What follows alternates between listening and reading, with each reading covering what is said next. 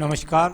मेरे सामने 37 वर्षीय व्यक्ति का हाथ है और बिल्कुल एकदम वर्गाकार इनका हाथ कर्मठ शैली का यहाँ पर मेरे सामने उपस्थित है। यानी ऐसे व्यक्ति कुल मिलाकर अपने कर्म से पीछे नहीं हटते हैं, यानी कुल मिलाकर अपने काम को करते रहते हैं और बहुत कदम फूंक फूंक कर अपने जीवन में चलते हैं। साथ ही साथ कनिष्ठा उंगली को यदि मैं देखता हूँ तो कनिष्ठा उंगली बिल्कुल सूर्य की उंगली के प्रथम पर्व तक पहुँच गई है। व्यक्ति बहुत ही ज़्यादा धैर्यवान, बहुत ही ज़्यादा व्यक्ति बुद्धिशाली और किसी भी चीज़ के बारे में पूरी योजनाओं के साथ चल करके अपने जीवन को सफलता की तरफ बढ़ाएगा, इसमें कोई भी शक नहीं है। यहाँ पर वर्तमान की स्थिति में यदि देखता हूँ तो कोई ऐसी ज़्यादा प्रॉब्लम नहीं है। कुल मिलाकर यथास्थान जैसे भी आप हैं वहाँ पर बिल्कुल मन के साथ काम करते रहिएगा। कोई बहुत बड़ी आर्थिक स्थिति का सामना खराब का नहीं दिखाई देता। आइए बात करता हूँ यहाँ पर आपकी सूर्य की उंगली के बारे में। सूर्य की उंगली जीवन के अंदर यश मान सम्मान के लिए, राज्य सरकार से लाभ के लिए, साथ ही साथ आपके कार्य क्षेत्र में लाभ के संकेत के लिए।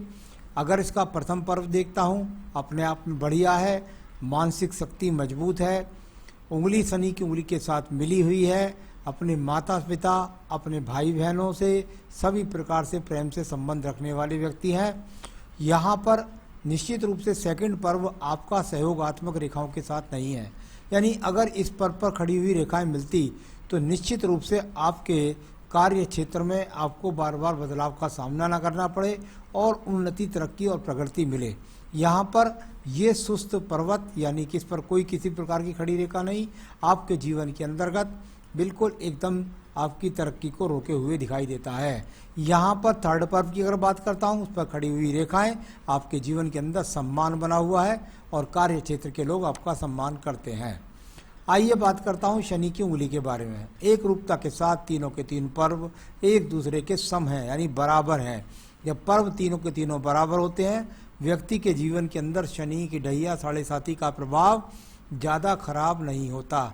यानी कुल मिलाकर शनि इनकी कुंडली में या इनके हाथ के हिसाब से अनुकूल है। पर्वतों पर किसी भी प्रकार की रेखाएं यहाँ पर ज़्यादा मजबूती के साथ नहीं खड़ी हैं। हाँ, इतना कह सकता हूँ कि बिल्कुल मानसिक स्थिति से बिल्कुल मजबूत है। हल्का सा एक स्क्रैचेस मुझे दिखाई पड़ता है, थोड़ा सा स्वास्थ्य का फर्स्ट पर्व पर थोड़ा सा हल्का सा कोई इशू सेहत के आ सकते हैं वर्तमान में, उन पर आपको ध्यान रखना होगा।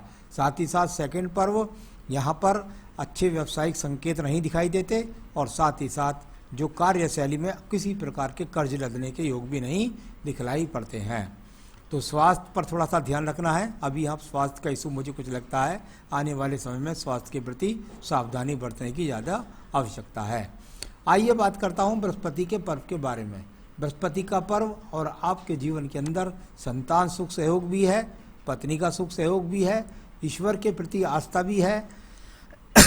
सूर्य की उंगली लंबी है, बृहस्पति की उंगली छोटी है। जीवन में निरंतर आगे बढ़ते वाले लोगों की इस प्रकार से दोनों उंगलियां होती हैं, यानी अपने जीवन में क्रम से आप धीरे धीरे धीरे करके आगे बढ़ेंगे। आइए बात करता हूं आपके बुध पर्व के बारे में। बुध का पर्व आपके पास धन की मजबूत स्थितियों के लिए जाना जाता है। यहाँ रेखाएं जब एक दूसरे पर चढ़ कर के चलती हैं और समान दूरी को लेकर नहीं चलती तो इसमें कहते हैं भाई एक तरीके से धन का संघर्ष, यानी एक जड़ में से दूसरी जड़ का निकलना, ये अपने आप में संकेत अच्छा नहीं होता।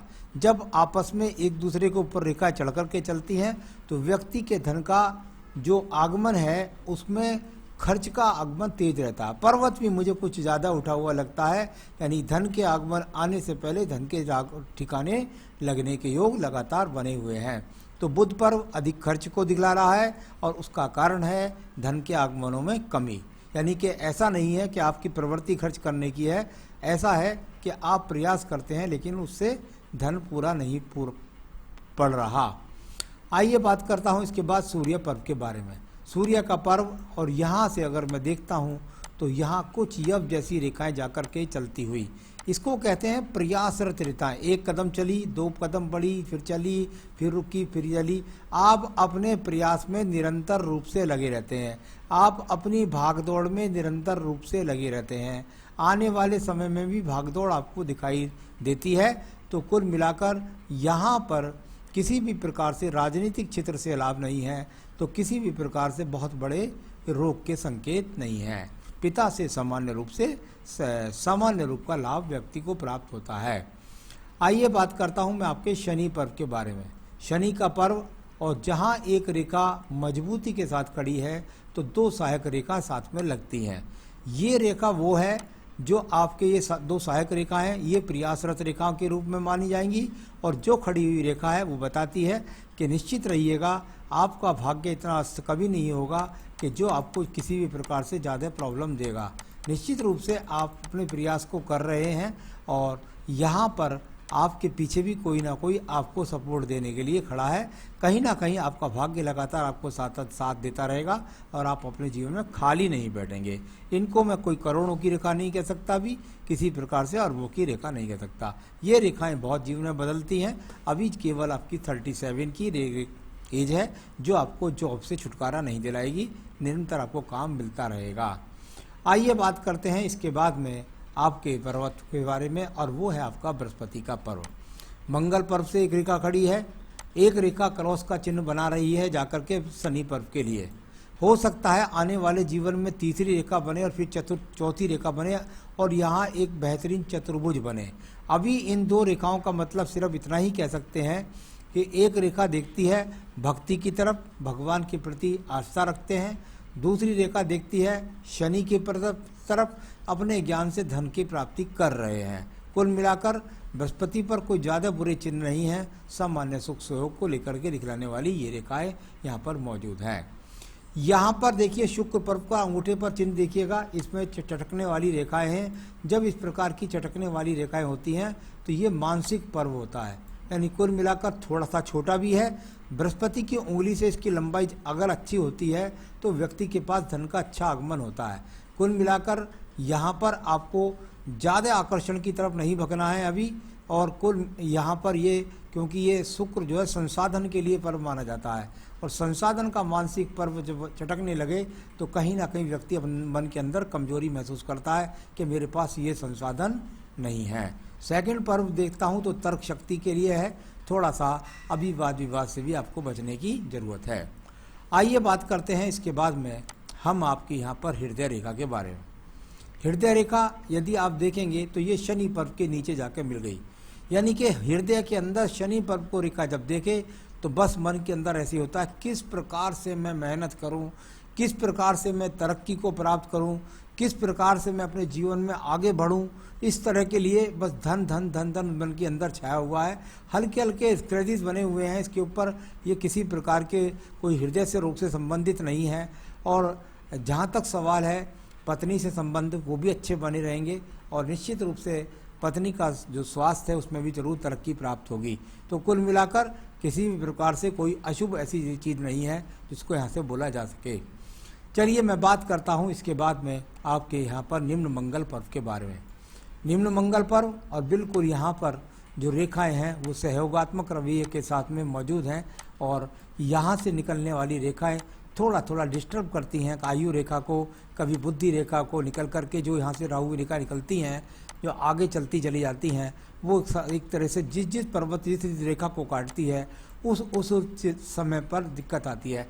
भाग्य रेखा को काटेगी तो भाग्य में परेशान करेगी उस आयु पक्ष में, आयु रेखा में काटेगी तो उस रेखा में आयु पक्ष में परेशान करेगी। यहाँ से ये मंगल पर्व पर लगातार काटने वाली रेखाएं व्यक्ति को चाहने पर भी छोटे बहन भाइयों से सहयोग नहीं मिल पाता है। कुल मिलाकर के मंगल पर्व इतना खराब नहीं है कि आपके जीवन में मकान नहीं बनेगा, निश्चित रूप से आपके पास मकान होगा, परंतु यहाँ मेहनत कश रेखाओं के रूप में ये रेखाएं हैं और अभी आपको डिस्टर्ब भी कर रही हैं आयु में भी, और साथ ही साथ आयु से मतलब कुल मिलाकर जीवन में संघर्ष, और बुद्धि रेखा में भी, यानी कि बुद्धि को भी डिस्टर्ब कर रही है। आइए बात करता हूँ आपकी बुद्धि रेखा के बारे में। बुद्धि रेखा, और यहाँ से अगर आप देखेंगे तो ये बुद्धि रेखा बिल्कुल बैलेंस होकर के चलती हुई, जब जब बुद्धि रेखा बैलेंस होकर के चलती है, तो जैसे मैंने कनिष्ठा उंगली से बताया था कि व्यक्ति में बुद्धि की कोई कमी नहीं, व्यक्ति की बुद्धि पर कोई आघात भी नहीं होने वाला है।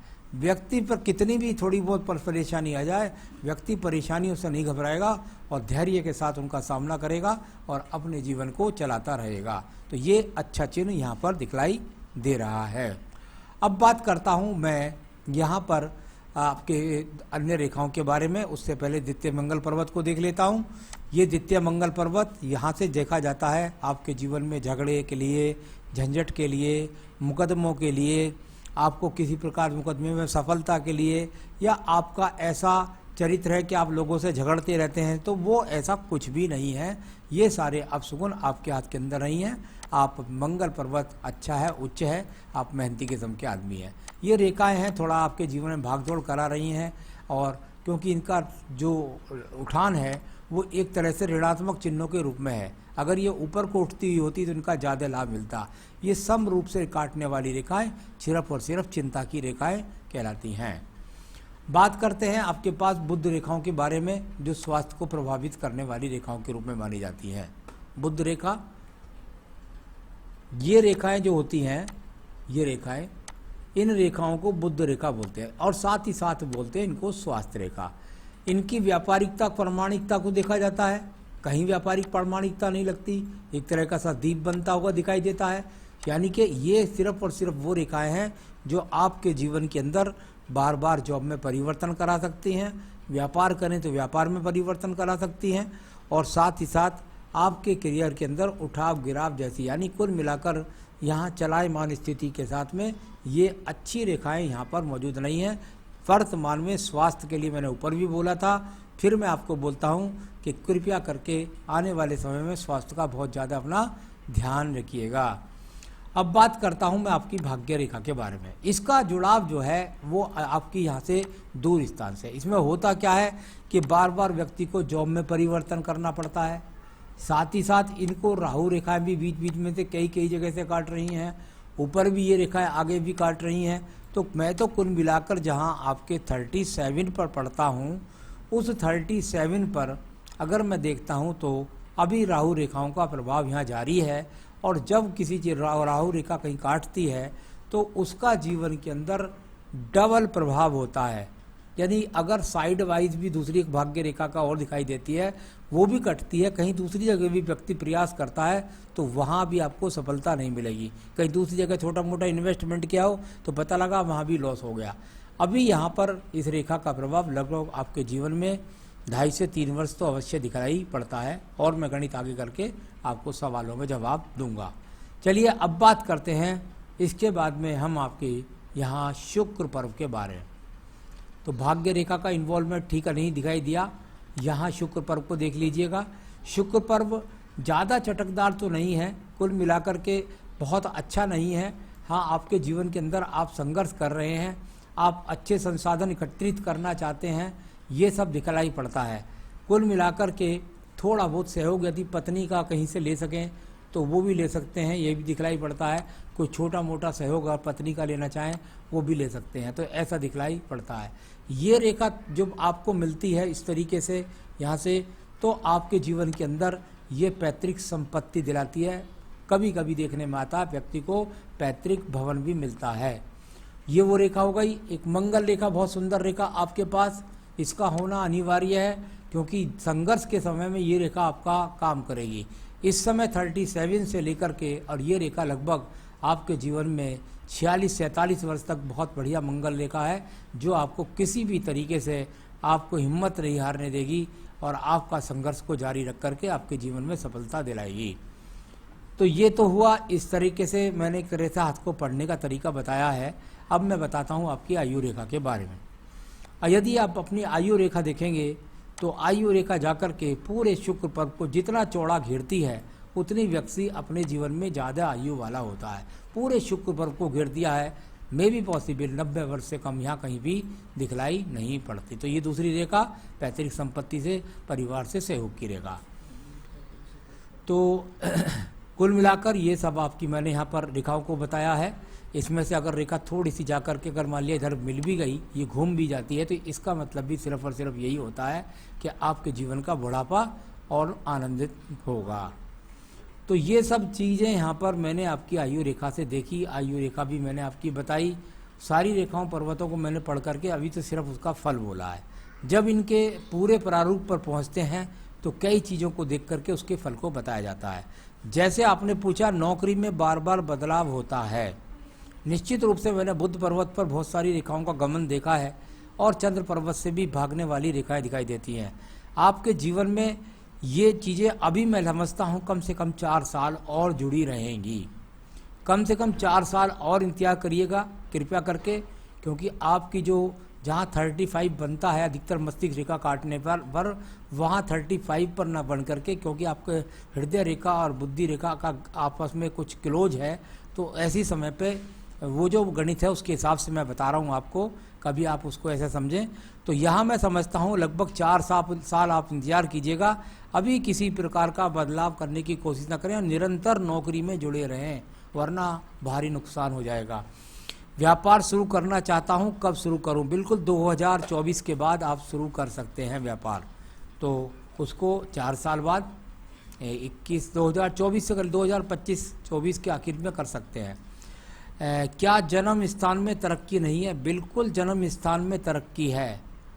जो दूर से संबंध बनाने वाली भाग्य रेखा का उदय है, उसका मतलब ये होता है कि जब दूर स्थान से रेखा निकले तो व्यक्ति को बार बार दूर स्थान से नौकरी करनी पड़े, एक बात, बदलाव करना पड़े, वो बुध रेखाएं बताती है।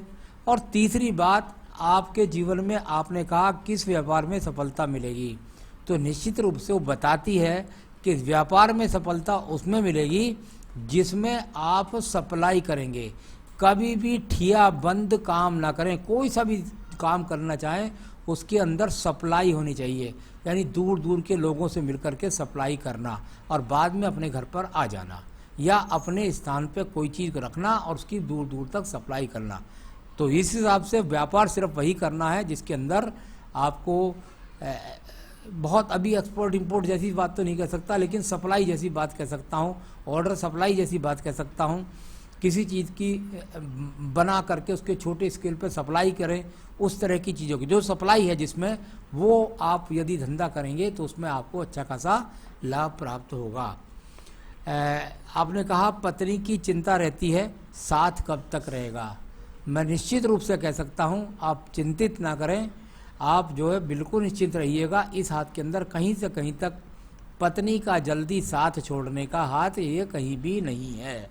तो बहुत लंबी आयु है उनकी भी, और उनका स्वास्थ्य और अपना स्वास्थ्य कैसे आप ठीक रखें, क्योंकि मुझे आने वाले समय में आपके हाथ से आपके स्वास्थ्य की भी चिंता है। तो ये आप क्या करें इसलिए मैं बता देता हूँ। रोजाना प्रतिदिन रुद्राष्टकम का पाठ करिए आप, 3 पाठ रुद्राष्टकम के कम से कम 3 पाठ आप करें, रुद्राष्टकम के 3 पाठ पत्नी करें, और हनुमान चालीसा का भी 3-3 पाठ करें तो बहुत अच्छा रहेगा। बहुत ना करें तो कम से कम 1 तो करें। अगर 3-3 करेंगे तो बिल्कुल निश्चित रूप से बता सकता हूँ कि आपकी पत्नी बहुत तेजी के साथ निरोगी हो जाएंगी।